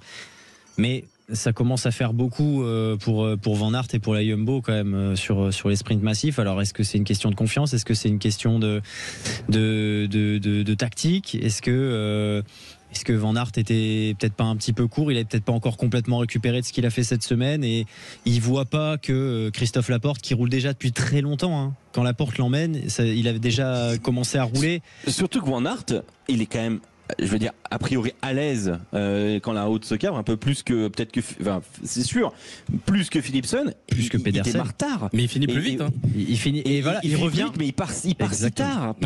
Pourquoi il part si tard en fait? C'est ça la question. Il voit pas que Laporte est en train de baisser le pied. Enfin, j'ai l'impression, hein, il voit pas que Laporte est au bout de son truc et du coup, il part trop tard et il se fait un petit peu enfermer. Un petit peu à l'image de Philipsen hier, qui est un peu surpris du moment où Van der Poel le lâche à Bordeaux. La différence, c'est que Cavendish, il a un saut de chaîne et du coup Philipsen peut aller gagner. Pascal Chanteur. Si je peux me permettre, je pense que le problème de Van Aert, c'est que c'est un super partout, dans tous les domaines, et qu'on attend énormément. Son point fort, il n'est pas sprinter à la base. Il est fort et il va vite, mais c'est pas un sprinter. Et en fait, le véritable sprinter, il a le flair. Il est capable d'appréhender. Et comme le disait Vincent, c'est pas évident d'appréhender un sprint. Et le sprinter, c'est un peu comme le buteur dans le football. Vous avez des buteurs pendant un certain temps, ils sentent plus le but. Ils sentent plus le but et ils ne marquent plus. Et bien dans le sprinter, c'est un petit peu ça. Et aujourd'hui, je pense que Van Aert, il n'a pas ce même flair qu'un sprinter pur. Mais par contre, aujourd'hui, je pense que réellement, il manquait des forces vives chez la Jumbo pour avoir... c'est fou quand même. C'est pas la première fois qu'on dit ça. Oui, et c'est pour ça je pense qu'il manquait un homme à la Jumbo, et on l'a dit très vite. Rappelez-vous, à 5 bornes de l'arrivée, on a dit ils sont déjà 4. Il n'y avait plus qu'un équipier qui s'écartait et Vingegaard s'est retrouvé en tête avec Laporte dans sa roue. Donc déjà à 5 km, et on a dit qu'il y avait Sepp Kuss qui était en 12e position. Donc tout ça pour dire... Oui, Pascal. Non mais tu vois, quand tu dis ça, j'ai l'image qui me revient de Dylan Van Baarle lâché à 11 bornes de l'arrivée. Dylan Van Baarle qui quitte le peloton à ce moment-là, qui a terminé son effort. Ça fait quand même un bon rouleur qui était en moins quand même. Oui, et en sachant quand même que l'étape d'aujourd'hui, ils n'ont pas eu à prendre la course à leur compte. Ils n'ont pas eu à rouler toute la journée. Donc tout ça me fait dire qu'il y a quand même, ils n'ont pas une force d'équipe aussi forte et aussi importante qu'ils l'avaient l'année dernière. Maintenant, Van Aert marche très fort. Van Aert marche très fort. On le voit. Hein, s'il n'avait pas été au niveau qu'on a pu voir il y a 2 jours, il n'aurait pas pu revenir dans le sprint comme il est revenu. Après avoir été obligé de mettre un temps d'arrêt dans le sprint. C'est clair. Donc voilà pour. On va rappeler le top 10. Tiens, Rémi Dos Santos, pardon, Rémi Dos Santos, on va rappeler le top 10. Faire un point sur tous les classements de maillots distinctifs avant de faire dans un instant le conseil de classe sur Sud Radio dans quelques minutes. Allez, la victoire donc de Mats Pedersen dans les rues de Limoges devant Jasper Philipsen et Wout van Aert. Dylan Groenewegen termine 4e devant Nils Seekhoff. Brian Cocard, premier français, 6e. Jasper De Beust, 7e. Rasmus Stiller, 8. Corbin Strong, 9. Et Tadej Pogacar, 10 au classement général. Il y a un petit changement puisque Simon Yates tombe de la 4e à la 6e place. Il a perdu 47 secondes, le Britannique, tout comme Mikel Landa qui lui était hors du top 10. Et du coup, Simon Yates se retrouve 6e. Carlos Rodriguez et Adam Yates lui passent devant. Au classement du maillot vert, c'est toujours un boulevard pour Philipsen qui a 258 points contre 149 pour Brian Cocard, son dauphin, et 143 désormais pour Pedersen. Au classement de la montagne, c'est toujours Nelson Paoles avec 36 points, 8 de plus que Félix Gall. Le classement du meilleur jeune, il est dominé par Tadej Pogacar toujours. Et puis la meilleure équipe, ça reste la Jumbo-Visma devant Ineos. On se retrouve dans un instant sur Sud Radio pour le conseil de classe avec les 3 catégories. Félicitations, compliments et avertissements. À tout de suite. Sud Radio fait son tour avec cette très très belle étape qu'on vient de vivre sur notre antenne Libourne-Limoges. C'était la 8e et la victoire de Mats Pedersen, le coureur de la Lidl Trek. On est avec Rémi Dos Santos, Adrien Badi, Quentin Cabanis, Vincent Barthaud et Pascal Chanteur, nos consultants. On rappelle le top 10, Rémi Dos Santos avec un Danois en tête, ce n'est pas Jonas Vingegaard, c'est Mats Pedersen qui remporte au sprint à Limoges cette 8e étape devant le duo belge Jasper Philipsen, Wout van Aert. Un autre duo néerlandais, celui-là, Dian Groenewegen, Niels Seekhoff, Brian Kocar, premier français, 6e, Jasper De Buys, 3e belge et 7e, Rasmus Tiller, le norvégien, 8e, Corbin Strong, le néo-zélandais de l'Israël, première tech et 9e devant le maillot blanc Tadej Pogacar. Alors, on va faire le conseil de classe dans quelques minutes sur Sud Radio. Je sais que vous l'attendez. Venez d'ailleurs participer avec nous au 0826 300 300. Mais je voulais un tout petit peu revenir sur cette étape et sur le profil de cette étape. Lors de la présentation de cette étape, je me souviens, le Tour de France, par la direction de course, avait estimé que c'était une opportunité pour des baroudeurs aujourd'hui, des baroudeurs qui n'ont pas pu exister, qui n'ont pas réussi en tout cas à peser suffisamment sur la course aujourd'hui. Il y a de moins en moins d'étapes qui semblent offertes à ces baroudeurs, et quand elles pourraient parfois convenir, elles ne sont soit pas saisies, soit elles sont annihilées par les équipes. C'est quand même un sale temps pour les baroudeurs, Rémi Dos Santos. C'est un sale temps, mais c'est à l'image de ce cyclisme qui est désormais à deux vitesses, c'est-à-dire qu'on a des grosses équipes, des grosses armadas, que sont la Jumbo-Visma, que sont l'UAE Emirates, que sont Ineos Grenadier ou la Soudal Quick-Step, même si elle rentre un petit peu dans le rang, ou l'Alpecin de Koenig désormais. C'est-à-dire que c'est des équipes qui ont déjà des coureurs formidables dans leur rang, des Van Aert, des Pogacar, des Van Der Poel, etc. Et qui ont un tel effectif que, en plus de ça, elles peuvent contrôler absolument toutes les courses. Aujourd'hui, c'est quasiment impossible d'avoir un baroudeur qui gagne une étape dans une telle course qu'est le Tour de France, mais comme un Paris-Nice, un Dauphiné ou un Tour de Romandie. C'est quasiment impossible parce que les grosses équipes phagocytent quasiment toutes les victoires. Et donc, on n'a plus cette échappée solitaire ou ce petit groupe qui va aller au bout, parce que soit les équipes de sprinters, soit les équipes de leaders qui ont en plus des leaders qui peuvent aller sur plusieurs terrains comme Van Aert ou Van Der Poel, contrôle, cadenasse et empêche tout départ, en tout cas les échappées d'aller au bout. Ouais, est-ce que c'est un phénomène nouveau, ça? Est-ce qu'il y a 15-20 ans, même peut-être même pas au-delà, même il y a 10-12 ans, cette étape-là, elle aurait peut-être plus été pour des baroudeurs, elle aurait été en tout cas peut-être un peu plus pour des baroudeurs, Vincent Marteau? Oui, sûrement, mais Rémi l'a bien signalé tout à l'heure. C'est vrai que, en plus, en pensant comme une étape d'aujourd'hui à cette arrivée à Limoges, on pense aussi à celle de demain au Puy-de-Dôme. Donc ça peut faciliter un petit peu les échappées. Mais non, tout a changé. Je crois que la dernière fois où une échappée a pris 10 ou 15 minutes, je pense que c'était il y a 3-4 ans quand même. Mais depuis on n'a plus de bonnes sorties. On a tellement des équipes qui sont complètes, comme l'a expliqué Rémi. Donc c'est extrêmement difficile de pouvoir faire une échappée au long cours maintenant. C'est le temps pour les baroudeurs, Pascal Chanteur. Oui, on va pas redire ce qu'a très bien dit Rémi. Aujourd'hui, vous savez, le cyclisme d'aujourd'hui, vous avez 6 fantastiques, et pour aller gagner des courses, il faut attendre qu'ils soient en stage d'oxygénation ou qu'ils récupèrent. On en est là parce que toutes les courses dans lesquelles ils participent, où ils prennent le départ, ils font exploser littéralement le peloton. Moi, ce matin, j'ai discuté avec des coureurs qui m'ont dit clairement, moi, ça sert à rien que j'aille devant, parce que si je vais avec Van Der Poel et Van Aert, ils vont me faire la peau. Ils le disent comme ça. Et donc, quand ils disent ils vont me faire la peau, c'est pas dans la forme de dire je vais perdre ou quoi que ce soit. C'est pas ça. C'est que c'est carrément, ils vont les épuiser. Si pour les suivre, vous avez vu l'étape de Cauterets, quand vous avez un coureur à lui tout seul qui est capable de faire pratiquement plus de 100 km tout seul en tête d'un groupe. Et de finir encore sur les chapeaux de roue pour emmener son leader, c'est juste incroyable. Et on a quelques coureurs qui sont hors normes aujourd'hui. Il y en a 6 ou 7 dans le peloton international. Et ceux-là, ils font la pluie et le beau temps aujourd'hui. Et aujourd'hui, les équipiers, ils font leur rôle d'équipier, parce qu'en plus, ce rôle-là, il est clairement défini au départ du Tour de France. Et on l'a bien vu. Regardez, hier, lorsqu'on a les équipes ont demandé à ces baroudeurs de se relever. Ça a bien une raison. C'est parce que leur rôle aujourd'hui, il n'est pas, il est uniquement de faire le travail pour certains, parce qu'il y a un moment donné, il y a peut-être quelque chose à gagner. Voilà. Il n'y a plus de carte blanche?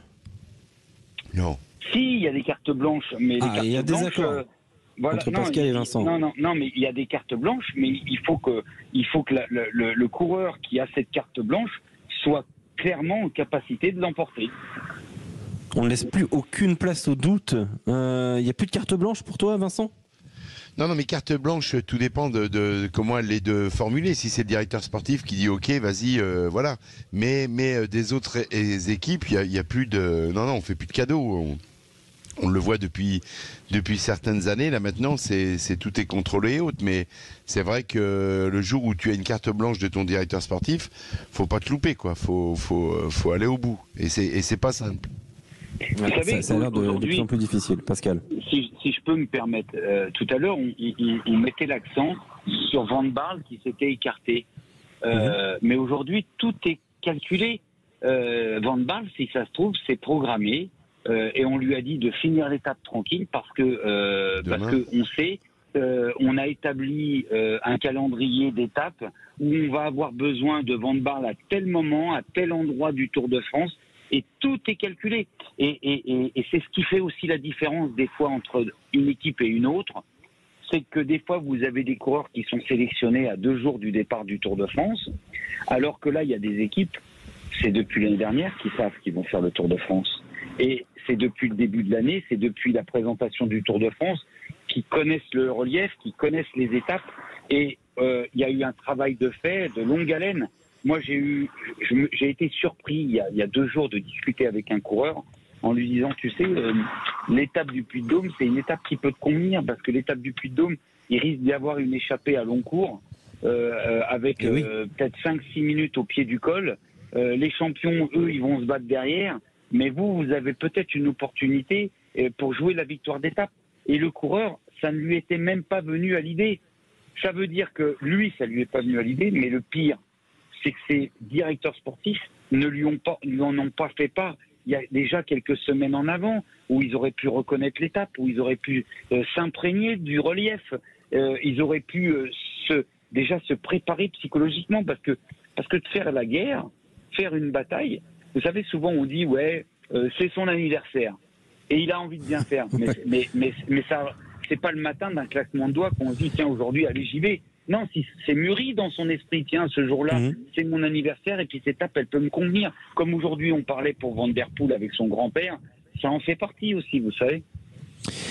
Exactement. Dans un instant, le conseil de classe donc de cette 8e étape et puis on se projettera justement sur l'étape du Puy-de-Dôme, sur celle de demain. À tout de suite sur Sud Radio.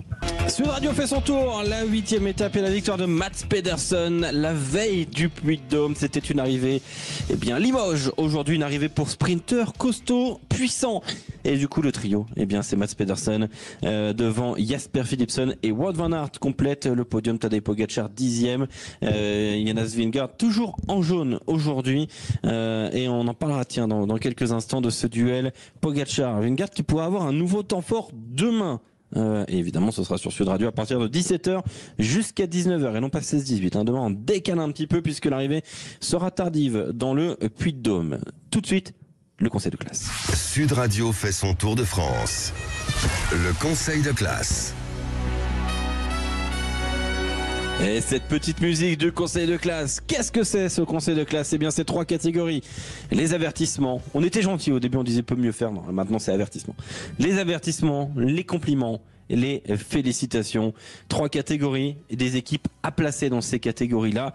Ils ne se sont pas concerté. Vincent Barthaud, Pascal Chanteur, Quentin Cabanis, Rémi Dos Santos, chacun a fait ses choix et on va en parler tout de suite sur Sud Radio. On attaque par les montages toujours très intelligents de Quentin Cabanis et on commence par les avertissements. Ça c'est catastrophique, Thérèse. Je vous écoute. Allô? SOS détresse? Je ne vous entends pas. Et ça fait 2 semaines que ça dure. 2 semaines, trop court, presque 15 jours. Maman, je crois que ça va être encore une année compliquée. Sud Radio fait son tour de France.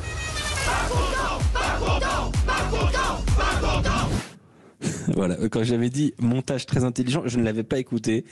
Et j'avais franchement... Bon choix de musique. J'aurais pas pu mieux le lancer. Quentin Kéménis, on le sent que t'as fait une petite semaine en rêve party quand même. Petit festival en Belgique ou en Allemagne, je sais pas. Un petit Tour Hollande, ouais. Tu sais, c'est ça, hein, les clubbers. Après, il y a des rêves parties juste en bas de chez moi, au fin fond de la campagne, c'est génial. Tous les week-ends, c'est fabuleux. C'est au fin fond du 77. Exactement. Voilà, le double 7. Quentin Kéménis. On attaque par les avertissements. Qui s'y colle en premier, tiens Vincent Barthaud. Allez, moi je vais aller du côté de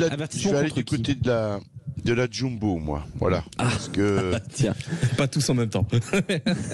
Ouais. Pourquoi Non, voilà, quand on joue sur 2 tableaux comme ça, c'est toujours compliqué. Ça peut devenir compliqué, mais bon, voilà, quand on a un sprinter comme Wout van Aert, on doit quand même essayer de mieux faire. Mais c'est vrai que quand tu joues pour la victoire finale aussi avec Vingegaard, ça devient complexe. Mais bon, voilà, c'est un peu dommage de louper des victoires, même si j'espère qu'ils vont pas rater celle à Paris parce que après ils pourront peut-être se mordre un peu les doigts, quoi. Ouais, je sens qu'on peut aller un petit peu plus loin dans ton envie de les mettre en avertissement, Vincent Barthaud, parce que tu nous dis, elle court sur deux plans, évidemment sur le classement général et sur des victoires au sprint pour Wout van Aert. Est-ce qu'elle fait mal les deux ? La preuve en est pour l'instant que Jonas Vingegaard ça fonctionne puisqu'il est en jaune. Mais est-ce qu'il y a un risque à vouloir tout mal faire au final ? Oui. Enfin, bon, ouais, moi, on les parie. Peut-être qu'elle se prend plus forte que ce qu'elle n'est au final, cette équipe. Hein. Oui, mais bon, déjà aux yeux de nous tous, j'ai l'impression que cette équipe est un peu moins forte que l'an dernier. Mais est-ce qu'elle le sait ? Avec Pascal. Attendez, le tour n'est pas fini non plus. Hein. Le principal pour eux, c'est quand même de gagner le tour à Paris, d'arriver en jaune sur les Champs-Élysées. Donc, pour l'instant, ils sont pas en retard. Hein. Ils sont leaders. Mais c'est vrai que l'an dernier, ça nous paraissait plus simple parce que Wout van Aert était aussi, même s'il nous a montré avant-hier qu'il était fort, mais il a tellement dominé le tour l'année dernière, que ça soit sur des victoires d'étape, sur le maillot vert, sur le rôle d'équipier, c'était vraiment très impressionnant. Et cette année, ça l'est un petit peu moins. Donc peut-être qu'on commence à se poser un peu des questions, mais voilà, c'est eux qui auront raison si jamais Wout van Aert gagne quand même une étape et si Vingegaard gagne à Paris, mais j'en suis pas sûr qu'on puisse en arriver là, quoi. Oui, non, mais il y a peut-être un doute. Quand on regarde un petit peu, l'équipe, est-ce qu'elle est moins forte que l'année dernière ? Est-ce que l'équipe de Léon Bovisma, intrinsèquement, elle est moins bonne que l'année dernière ? On va reprendre la composition de l'année dernière. C'était Roglic, Benoot, Kruijswijk, Kuss, Laporte, Van Aert, Van Hooijdonk et Vingegaard. Au final, ce qui a changé, c'est Wilco Kelderman qui est rentré dans cette équipe à la place de Kruijswijk et Dylan Van Baarle à la place de Primož Roglic. Sinon, on est sur la même équipe, quasiment la même équipe. Alors, ça ne veut pas forcément dire grand-chose. Hein. Les états de forme comptent énormément. Est-ce qu'on a une équipe moins forte ? Est-ce que tu la sens moins forte, cette équipe, intrinsèquement, toi, Vincent ? Un petit peu moins forte. Mais surtout le rôle de Roglic avait un rôle important l'an dernier puisqu'il s'occupait beaucoup de Vingegaard et il a la première partie du tour. Voilà. Ce qu'est obligé de faire un peu Wout van Aert à la place cette année, donc il a peut-être un petit peu moins de liberté puisque c'est quand même perdre Roglic en tant qu'équipier, c'est quand même important. Kruijswijk, c'est aussi un équipier qui est vraiment très important. Alors je renie pas Kelderman ni Baarle, hein. Mais oui, quand tu as une équipe qui change au tout dernier moment, ne serait-ce que sur 2 coureurs importants, Roglic, on va rappeler quand même aux auditeurs de Sud Radio qu'il a gagné le Giro, donc c'est pour ça qu'il n'est pas venu sur le Tour de France, et qu'il va viser la Vuelta à la fin de l'année. Mais quand tu as un coureur comme Roglic qui est quand même équipier à côté de Vingegaard, c'est important, et de ne plus l'avoir, effectivement, ça change beaucoup la donne. Donc avertissement à la Jumbo-Visma. Pascal Chanteur, il est pour qui ton avertissement ? Wanty Circus Intermarché pour Guilhermet. Parce que j'attendais beaucoup plus de lui aujourd'hui et qui plus est qu'il a fait rouler son équipe. Il n'est pas dans les 10 premiers. Je sais pas, j'ai pas le classement. Il n'est même pas dans le groupe qui finit dans le même temps que Pedersen. Donc il a peut-être eu il a peut-être eu un ennui mécanique. Mais ça serait ça mon avertissement. Et je n'ai rien à enlever à tout ce qui vient d'être dit de la part de Vincent. Je rajouterai juste une chose, parce que je vais être cassant.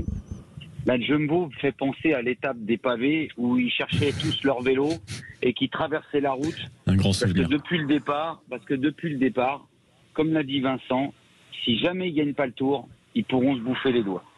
Non mais alors là, tu me fais plaisir, Pascal, parce que depuis le début, je m'empêche de le dire. J'ai une impression de bordel dans cette équipe. J'ai l'impression qu'elle n'est pas gérée ou qu'elle est mal gérée. Tout à l'heure, en plein direct, on se dit, donc ça se parle beaucoup entre Jonas Vingegaard qui se retourne, alors qu'ils sont en tête de peloton, ils se parlent, ils se retournent. J'ai l'impression qu'il y a un désaccord, qu'il y a quelque chose, parce que elle bosse pas bien cette équipe, quoi. J'ai l'impression qu'elle travaille pas bien. Je vais vous dire une chose. Ce qui me met le doute aujourd'hui, c'est que j'ai regardé, comme beaucoup d'entre nous, on a regardé la série Netflix, et vous avez de telles personnalités comme coureurs, comme champions, et je m'aperçois que le directeur sportif qui fanfaronne à certains moments, lorsqu'il les a face à lui, il a beaucoup moins de verbe, et il a beaucoup plus de difficultés à imposer ses décisions de management. Je ne sais pas si ça vous a fait cette même impression. Quand vous avez Van Aert dans un bus qui vous dit, lorsque vous avez le manager qui dit la tactique, ça va être comme ça, comme ça, comme ça, et que vous avez un Van Aert qui laisse parler, puis qu'à la fin il dit ouais, mais moi j'aimerais bien gagner aujourd'hui. Et puis que là, tout le monde tousse un coup, et puis il n'y a pas grand-chose qui se passe. Et heureusement qu'ils ont un champion comme Van Aert qui est capable, même s'il a des prétentions personnelles, de se mettre au service du collectif, parce que c'est ça qu'il faut mettre en avant. Parce que si on revient un petit peu en arrière avec ce qui s'est passé le deuxième jour, il a été quand même capable de mettre ses prétentions de côté les étapes suivantes. Ça démontre que heureusement que ces champions ont cette classe et ce professionnalisme. Voilà. Non mais tu vois, dans la série Netflix, j'avais noté deux petites choses. Effectivement, c'était cette direction sportive de la Jumbo qui a l'air absente, et puis la direction sportive d'Alpecin que je trouvais, moi franchement, après c'est des montages Netflix, il y a énormément de montages, oui, et c'est peut-être pas la réalité bien évidemment, que je trouvais infect avec Jasper Philipsen. Et franchement, j'ai pas peur de le dire, que je trouvais horrible avec Jasper Philipsen.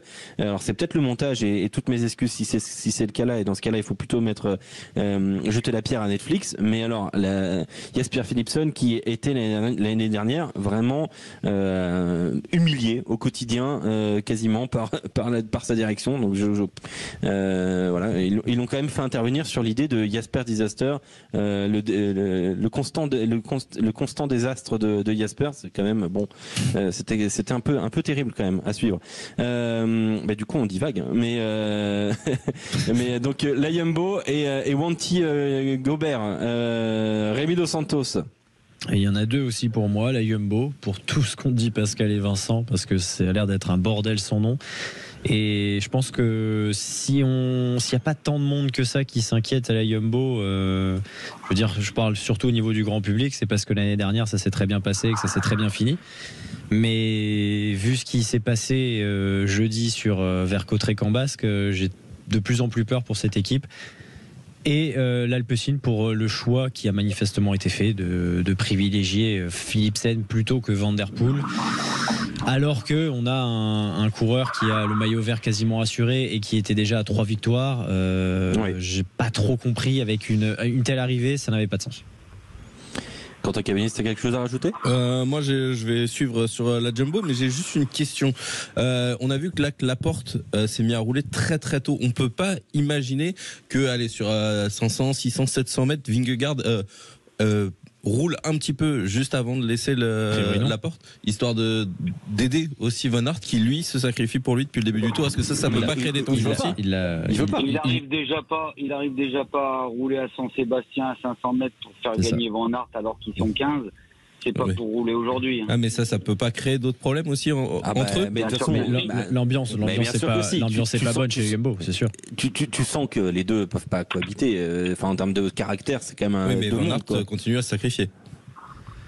C'est un champion et c'est un professionnel. Il y a une différence de mentalité, quoi. Après. Ouais. Mais ça ne fait que rajouter de la pression sur les épaules de Jonas Vingegaard, qui peut-être le gère moins bien que Tadej Pogačar. Moi, quand j'entendais en milieu de semaine dire le Tour il est foutu, je ne vois pas un coureur qui pourrait plus imploser que Jonas Vingegaard. Vous savez, la pression, comme vous dites, la pression, je pense qu'elle est plus encore sur les épaules du directeur sportif.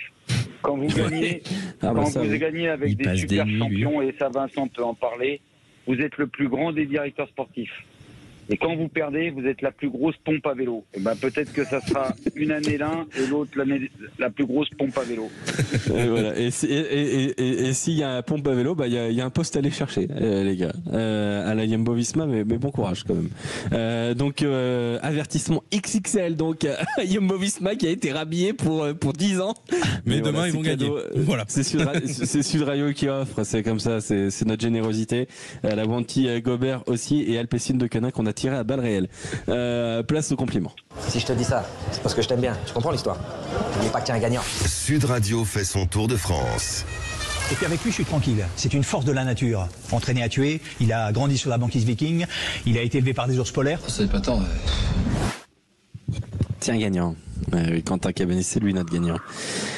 Rémi Dos Santos, on met des compliments à qui aujourd'hui? Alors j'ai eu énormément de mal à trouver les compliments. Oh là, mais... je sens que tu vas nous sortir quelque chose de derrière les fagots. C'est possible, ouais. J'ai choisi la DSM, Firmenich. Ah bah oui, DSM. donc oui. En effet, personne ne s'attendait à ça. Même eux, ils savent pas pourquoi ils sont là. On n'a rien fait nous aujourd'hui, l'esprit tranquille. Romain Bardet vient de me demander, c'est gentil, mais t'es pas obligé. Merci la famille. Merci. Non, pourquoi? Tout simplement parce que normalement le sprinter c'est Samuel Sford, mais là on a Nils Sekov qui a fait un beau sprint pour terminer 5e. C'est sa meilleure position, son meilleur classement sur une course World Tour, derrière le quatuor assez solide, donc c'est loin d'être honteux. Et on a Bardet aussi qui termine 15e, donc à l'avant de ce gros groupe de 43. Ça veut dire qu'il a été bien protégé dans le final, qu'il a été bien amené, Nils Sekov aussi d'ailleurs, et du coup malgré un effectif et un 8 qui est quand même pas incroyable, parce que hormis Degenkolb qui est en fin de carrière, certes double vainqueur de monument, mais en fin de carrière, et Romain Bardet qui touche ses limites en montagne par rapport aux mutants que sont Pogačar et Vingegaard, c'est pas ça fait du bon taf aujourd'hui, mais même depuis le début de la semaine ils sont globalement plutôt solides. Alors on est sur les compliments, pas encore les félicitations, on est sur des petits compliments. Vincent Barthaud, tu les donnes à qui? C'est vrai que c'est pas évident aujourd'hui. Moi je vais la filer au Cofidis. Par rapport au petit Turgis qui va dans l'échappée et puis qui essaye de finir courageux. Turgis, il est Total Énergie. Voilà. Total Énergie, pardon. Total Énergie. Total Énergie. Excusez-moi. Pas de souci. Team Total Énergie donc pour Vincent Barthaud, Pascal Chanteur. Il n'y a pas le leader qui est tombé par contre chez Total Énergie. Si, Steph Kras est tombé. Ouais. Je suis en train de chercher s'il s'est relevé ou pas. Il avait pas l'air. On va surveiller ça. Non, il n'a pas fini. C'est abandon. Ouais. Ouais. Abandon. Moi, ça, c'est coup dur. par rapport à ce que vient de dire Vincent, je dirais Renault Elfe Gitane. Excusez-moi. C'est un coup bas, ça. Non, mais, il m'en fait tellement quand même. J'ai le droit une fois de temps en temps. C'est vrai. C'est vrai. Non, moi, je vais pas être très. Je vais pas changer du cadre. Je vais dire Trek. Attention, il y a des félicitations après. Hein. Ah non, oui, excusez-moi. Alors je vais mettre pas Cofidis. Je vais mettre aussi Total Énergie, comme Vincent. Voilà, Total Énergie. Avec Sagan qui a terminé 16e, juste derrière Bardet. Ah bah. Ouais, mais Turgis, on voit. Moi, ce que j'ai bien aimé, le fait, tout le monde a pu dire tout au long de la journée qu'il y avait très très peu de chances, voire aucune chance d'arriver jusqu'au bout. Mais Turgis a attaqué. Je peux vous dire que faire ce qu'ils ont fait, et rouler à la vitesse où ils ont roulé, et attaquer comme il a attaqué, et puis tenir le peloton en respect comme il l'a fait dans les derniers kilomètres, chapeau, et c'est de bon augure pour la suite, parce qu'il va y avoir des ouvertures. il va y avoir des ouvertures et c'est en faisant comme ils ont fait aujourd'hui qu'ils pourront peut-être aller gagner une étape. Allez, on va sur les félicitations. Je sais pas vous, mais j'ai une patate, moi. Sud Radio fait son tour de France.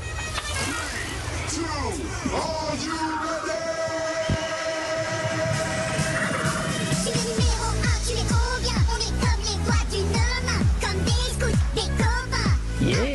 Ah, c'est vrai que c'est joli. Oh, le fêtard Quentin Cavanis. Ouais. Sacré week-end. Je sens que t'as fait la fête, Quentin. Quand même, une folie. Tu viendras faire un contrôle antidopage. J'ai veillé au moins jusqu'à 22h. Oh. Il faut que je t'emmène avec moi, Quentin, l'hiver dans les Alpes autrichiennes. Ce que c'est la fête. Ah bah, y a pas de souci. L'invitation est lancée. Alors là, c'est très gentil de nous inviter. Il m'a invité moi. Reste à ta place. En plus, là où t'es, y a pas de fête. Mais tu peux rien faire sans nous, Quentin. T'inquiète pas. Je devrais pouvoir m'en sortir. Passons, félicitations, non, monsieur. Félicitations, effectivement, parce que c'est vrai qu'on accumule un retard, c'est fou. Pascal Chanteur, félicitations. Du coup, Lidl Trek, si je te suis. Si je te suis bien. Merci les gars, voilà, Lidl Trek, écoutez, ils ont pris la course à leur compte à un moment donné. Il fallait de la force pour pouvoir amener Pedersen le plus près possible de l'arrivée, parce qu'avec la difficulté, il fallait de la force. Il a su concrétiser. Non, chapeau, ils n'ont pas fait d'erreur. Vraiment, depuis pas mal de jours, ils se comportent très bien. Ciccone est présent dans la montagne. L'équipe, on voit bien que l'équipe est bien homogène. Non, cette équipe, c'est une belle équipe. Stuyven est là. Rien à dire. Félicitations. Ouais, une belle équipe, et on a vu encore le bon travail de Mathias Skjelmose. Est-ce que quelqu'un a quelque chose à contredire? Est-ce qu'on est tous d'accord sur Lidl Trek, ou il y a une autre proposition parmi la team Sud Radio? Non, Lidl Trek. Non, pareil. Pareil, c'est parfait. Voilà, vous avez le conseil de classe. Félicitations à Lidl Trek, compliments à Total Energy et à Team DSM. Et puis les félicitations, les avertissements très très nourris contre la Jumbo Visma, contre Intermarché Circus Wanty. Enfin voilà, on a tiré à balles réelles. Dans un instant sur Sud Radio, on va parler du Puy-de-Dôme. À tout de suite. Il nous reste 2 minutes pour parler du Tour de France. Ce soir avec Pascal Chanteur, Vincent Bartaux, Rémi Dos Santos, Quentin Cavanis. La victoire tout à l'heure de Mats Pedersen. Demain, une 9e étape entre Saint-Léonard de Noblat, comme une chaire à Raymond Poulidor, et puis l'arrivée au Puy-de-Dôme, 13,3 km, 7,7%. Une question très simple, un tour de table très rapide. Vincent Bartaux, Pascal Chanteur, est-ce que demain c'est une étape où les deux fous, Vingegaard et Pogačar, vont se refaire la guerre? Oui, sûrement. Après, c'est extrêmement difficile comme ascension. Elle est relativement courte. Il n'y a que 4 km, mais on peut assister à un des tournants du Tour de France en cette fin de première semaine. Alors moi j'ai 13,3 km, mais après c'est vrai qu'il y a un replat. Les 4 derniers kilomètres sont les plus durs, où on est à plus de 10%. Ouais, on est à 11,7% de moyenne sur les 4 derniers kilomètres. C'est beaucoup. Ce qui est monstrueux. Rémi Dos Santos, il y aura une explication demain? Il y aura une explication, alors peut-être pas pour la victoire d'étape, mais il y aura forcément une explication. La Jumbo voudra prendre sa revanche. Pascal Chanteur, on est d'accord? Oui. Demain, il va y avoir la bataille entre les deux Golgoth. Et puis moi, je vois bien une échappée de quelques coureurs se jouant la victoire d'étape. Voilà.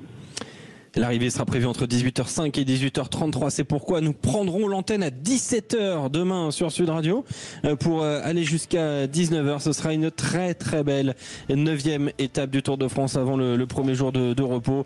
Ce Puy-de-Dôme tant attendu qui va rythmer la fin de cette première semaine, de ce premier bloc de ce Tour de France. Ça promet demain sur Sud Radio. Merci de nous avoir suivis. On a vécu la victoire de Mats Pedersen. Demain, ce ne sera pas un sprinter qui devrait s'imposer a priori en haut du Puy-de-Dôme. Belle soirée à tous et à demain. Sud Radio fait son Tour de France. Avec les fromages et produits frais, lait de brebis 64.